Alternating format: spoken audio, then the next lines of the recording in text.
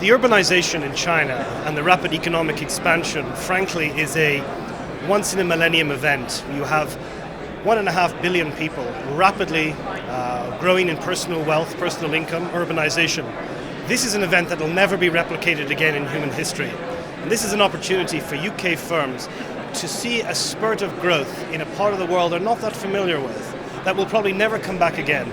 And so this is the one time, the right time, to really get into the China market and to prosper accordingly.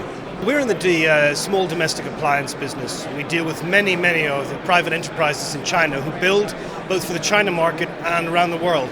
My best advice is that the level of professionalism that one sees in China has risen dramatically. So therefore, my advice is that UK companies have to come out, make the commitment of time and presence to be here, get to know your partners, build a relationship with them and grow together. It cannot be done from a distance. The logistics are just too complex. But invest in the time, invest in a 5-year plan. It'll be the best investment any company could ever make.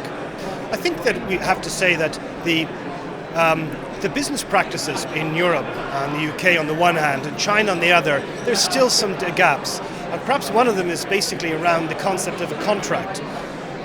In the UK, the contract between two companies will determine almost every step of a relationship.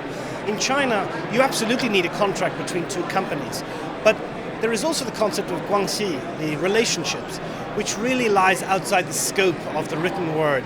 And this is where, when things go wrong, rather than racing towards the legal mechanisms to resolve issues, it is just as valuable to sit down over dinner with a business leader on the China side and to work it out together over dinner, and then which brings the relationship back to the true intention of the contract. And that is the softer, more harmonious side of business that is perhaps not as used as frequently here, that people should adapt to.